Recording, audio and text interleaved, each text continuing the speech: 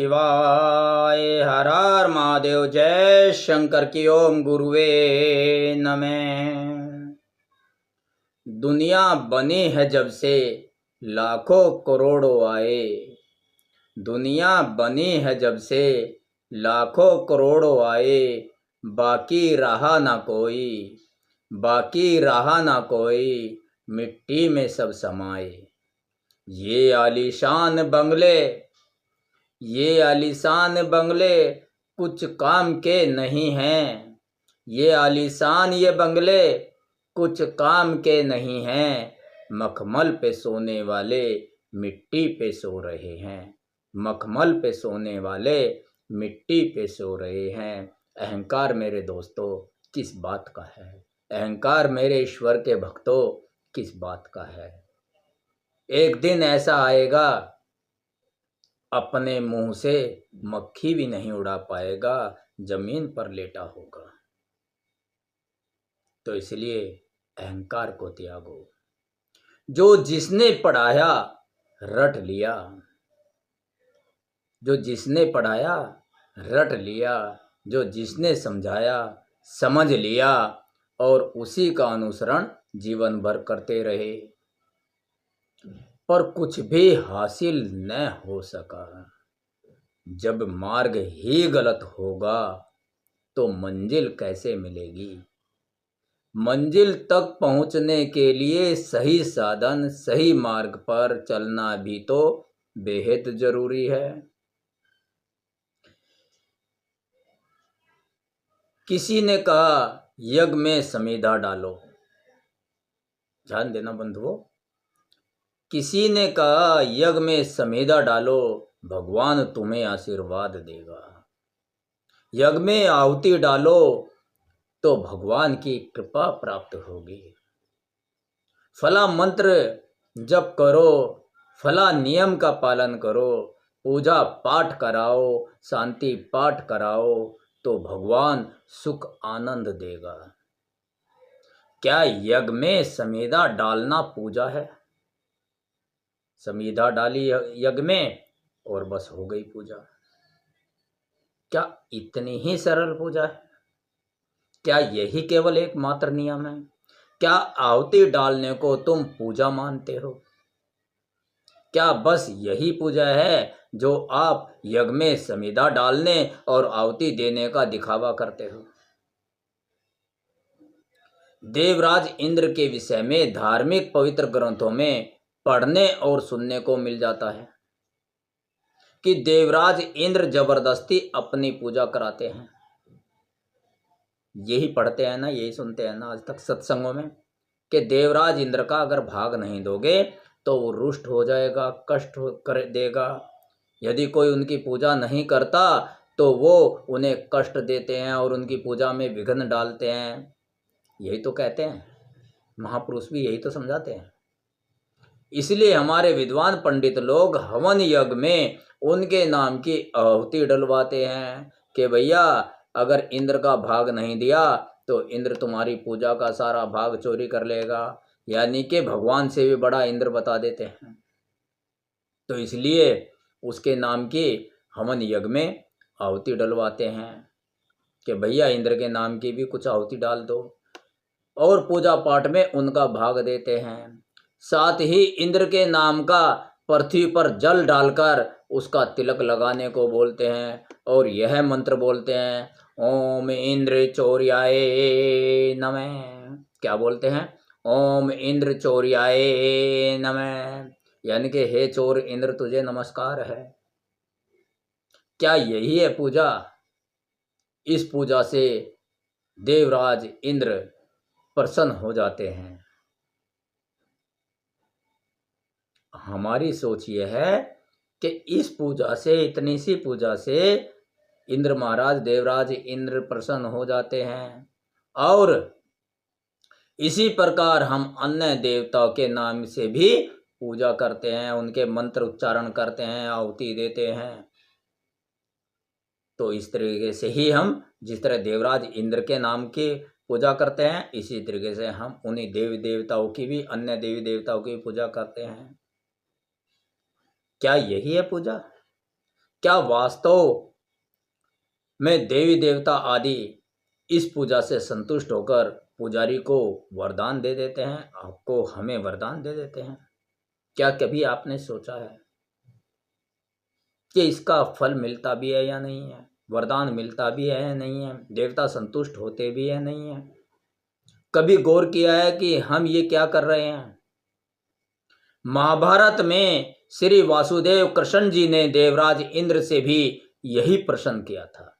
महाभारत में वृतांत आता है, तो उन्होंने भी देवराज इंद्र से यही प्रश्न किया था, यज्ञ में समेधा डालने को आप पूजा कहते हैं देवराज इंद्र?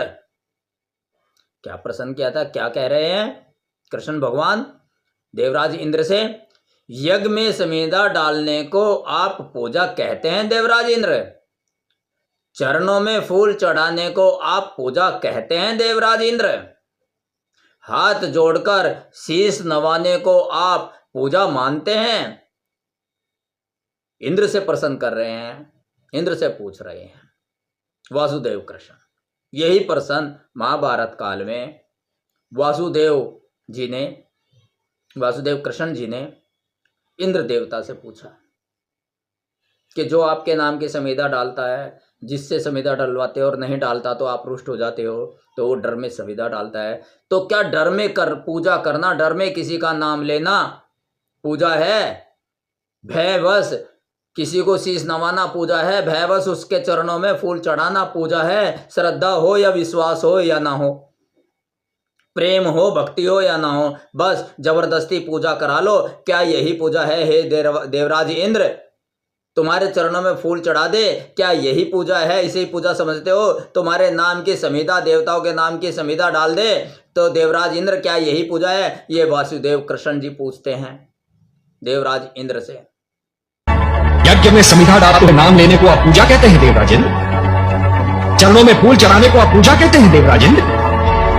हाथ जोड़कर शीश नवाने को आप पूजा मानते हैं? अब जिस प्रकार देवराज इंद्र पूजा मानते हैं, ऐसे ही आप मानने लगे, क्योंकि आज तक आपको पुरोहितों ने, विद्वानों ने यही बताया है, यही सुनते आए हो कथा कहानियों में, सत्संगों में, कि भैया फूल चढ़ाओ, नियम पालन करो, ये करो वो करो, तो यही पूजा है। आप भी तो यही करते आ रहे हो, आहुति डालते हो, फूल चढ़ाते हो, शीश नवाते हो, पर जो असली वास्तविक सत्य कर्म है, ध्यान देना, जो जिस तरह से शीश नवाते हैं, पर जो असली वास्तविक सत्य कर्म है, जिसे पूजा कहते हैं, वो कर्म तो हम कदापि करते ही नहीं हैं। और फिर पूजा कहते हैं कि पूजा, हम लोग कहते हैं कि पूजा का फल नहीं मिलता, पूजा तो हम वास्तविक करते ही नहीं हैं।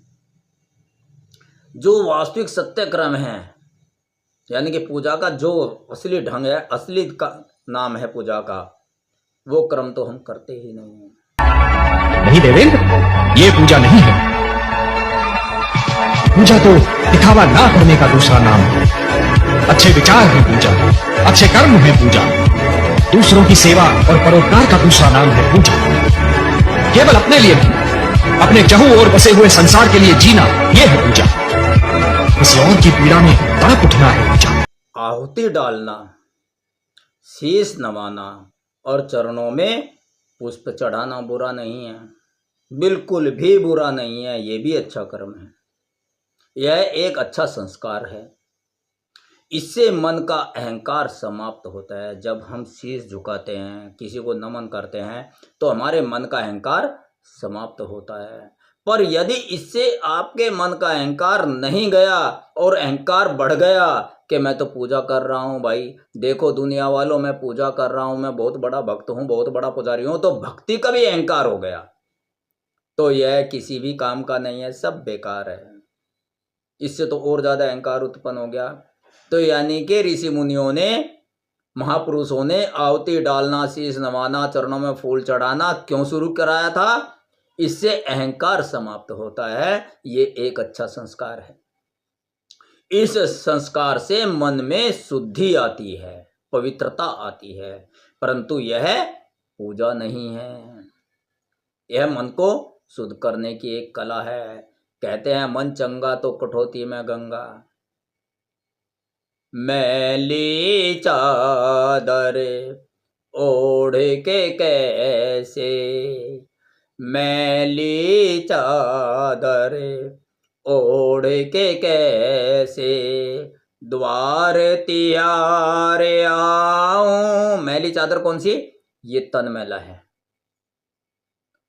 और मन भी मैला है, मन और ये तन चादर है। मैली चादर ओढ़ के कैसे द्वार तिहारे आऊं।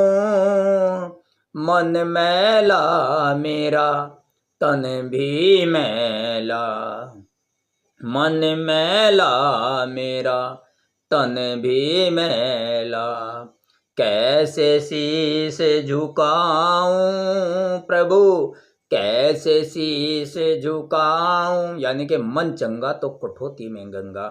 मन अगर निर्मल होगा, बिना मैल के होगा, बिल्कुल शुद्ध होगा, तभी आपको भगवान की भक्ति का फल मिलेगा, तभी आप सही पूजा कर सकते हो। तो इसलिए आहुति डालना, शीश नवाना, चरणों में फूल चढ़ाना आदि आदि अच्छे संस्कार है। इनसे मन का अहंकार जाता है, मन शुद्ध हो जाता है। पर यह पूजा नहीं है, यह मात्र एक दिखावा है। जबकि पूजा तो दिखावा ना करने का दूसरा नाम है। ध्यान देना, भजन और भोजन एकांत में होता है, किसी को दिखा के नहीं होता। लेकिन आजकल तो दिखावा हो गया, बड़े बड़े भोंपू लगा लेते हैं, बड़े बड़े स्पीकर लगा लेते हैं, नाच गाना चल रहा है, भक्ति भजन चल रहा है, दुनिया सुन रही है। कोई हार्ट का पेशेंट अगर घर में पड़ा है और पड़ोस में इतना बड़ा म्यूजिक, इतना ध्वनि प्रदूषण हो रहा है, तो क्या होगा? पाप लगेगा, पुण्य लगेगा? वो परेशान हो रहा है, उसके दिल में धड़कन बढ़ रही है, वो बीमार है, वो आराम से बेराम हो रहा है, तो आपको उसका फल नहीं लगेगा। तो भक्ति भजन और भोजन एकांत में होता है, छुपकर होता है, शांत भाव से होता है। जबकि पूजा तो दिखावा ना करने का दूसरा नाम है, और हम दिखावा करते हैं। अच्छे विचार हैं पूजा, अच्छे कर्म हैं पूजा, दूसरों की सेवा और परोपकार का दूसरा नाम है पूजा। अपने लिए नहीं, समस्त संसार के लिए जीना ही पूजा है। Work is worship. अच्छा कर्म यानी कि कर्म ही पूजा है, अच्छा कर्म ही पूजा है।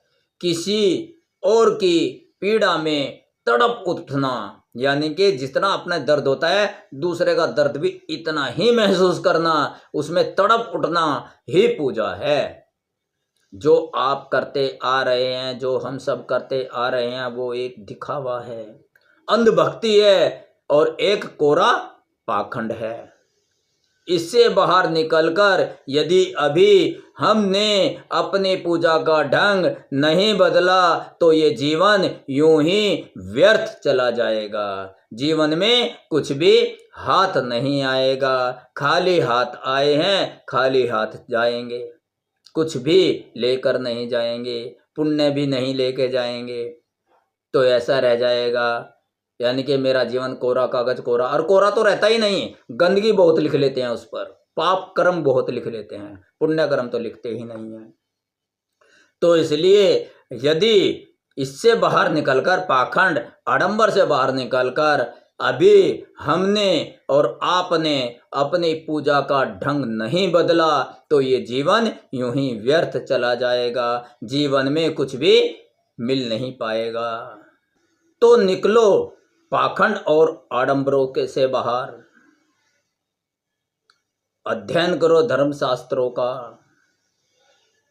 अध्ययन करो धार्मिक ग्रंथों का।